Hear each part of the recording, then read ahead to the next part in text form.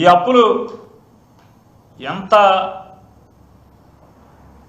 అంటే అప్పులు చేయడంలో ఎంత సిద్ధహస్తులంటే 2014కి ఈ రాష్ట్రానికి ఉన్నటువంటి అప్పు 1,40,000 కోట్ల రూపాయలు ఆంధ్రప్రదేశ్ రాష్ట్రం అప్పు అయితే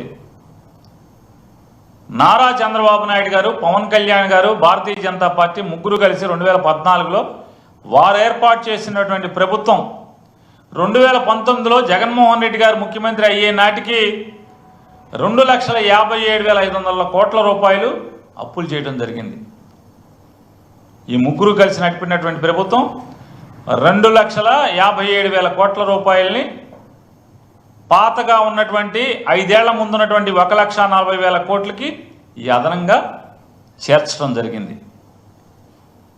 అంటే ఆ అప్పు అంటే 2014 ఆంధ్రప్రదేశ్ రాష్ట్రం తెలంగాణ నుంచి విడిపోయి అవిభాజ్య ఆంధ్రప్రదేశ్ రాష్ట్రంగా ఏర్పడే నాటికి ఉన్నటువంటి అప్పు కన్నా 22.5% అప్పును పెంచి చేసినటువంటి పరిస్థితి.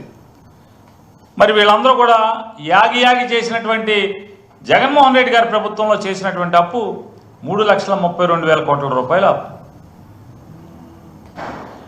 అంటే అప్పుడుకున్నటువంటి జగన్మోహన్ రెడ్డి గారి చేతికి వచ్చినటువంటి ప్రభుత్వం, వారి చేతి ప్రభుత్వంతో పాటు ఆయనకు వచ్చినటువంటి అప్పు మీద 13% మేరకు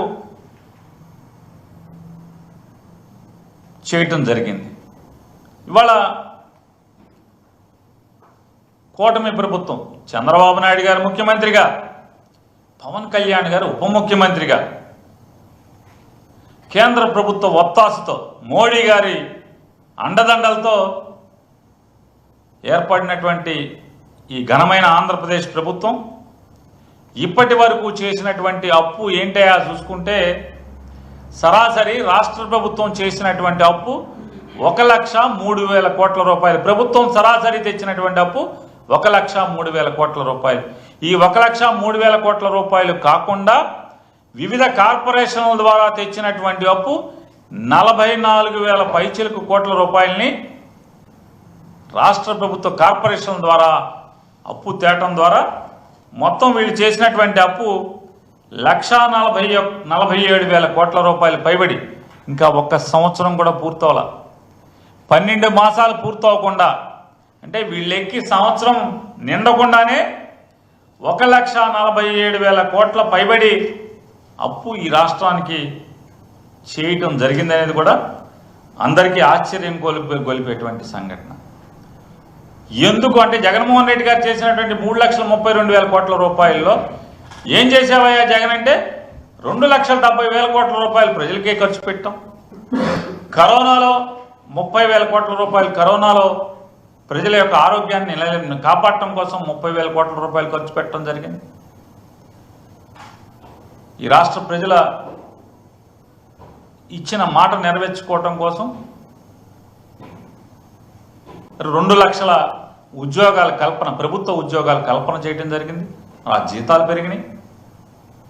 ఈ రాష్ట్రంలో అనేక 3 పోర్టుల నిర్మాణం శరవేగంగా జరుగుతుంది. ఆ తీసుకున్నది అప్పు జగన్మోహన్ రెడ్డి గారి ప్రభుత్వమే. మరి అలాగే ఈ రాష్ట్రంలో ఉన్నటువంటి గ్రామీణ ప్రాంతాల్లో రోడ్ల నిర్మాణం కానీ, లేదా సచివాలయాలు కానీ, ఆరోగ్య కేంద్రాలు కానీ, రైతు భరోసా కేంద్రాలు నిర్మాణం కానీ, రైతుకి ఈ రాష్ట్రంలో ఏ జిల్లాలో ఎప్పుడైనా సరే ఎక్కడ ప్రకృతి వైపరీత్యాలు వచ్చినా కూడా ప్రభుత్వం ఆదుకోవటం, ప్రభుత్వం పెద్దగా చేయందించడం, రైతులకి నష్టం జరగకుండా కాపాడే దాంట్లో మరి చేసినటువంటి పరిపాలనలో జగన్మోహన్ రెడ్డి గారు అప్పు చేసినటువంటి ప్రతి రూపాయి ఎక్కడికి వెళ్ళిందో లెక్క ఉంది, లెక్క చెప్తున్నాం. కానీ ఇవాళ ఇప్పటి వరకు సంవత్సరం నిండకుండానే చంద్రబాబు నాయుడు, పవన్ కళ్యాణ్, మోడీ గారు ముగ్గురు కలిసి చేసినటువంటి రాష్ట్రానికి అప్పు 1,47,000 కోట్ల రూపాయలు ఏం చేశారయ్యా అంటే లెక్క లేదు, పత్రం లేదు, చెప్పేవాడు లెక్క చెప్పేవాడు కూడా లేడు. ఎంతసేపు జగన్మోహన్ రెడ్డి గారిని తిడతాం, జగన్మోహన్ రెడ్డి గారు చెల్లి గురించో, వాళ్ళమ్మగారి గురించో, ఆ కుటుంబ వ్యవహారాలు మాట్లాడటం. అరే ఈ రాష్ట్రానికి ఏం చేశారయ్యా అంటే ఎవడు మాట్లాడు.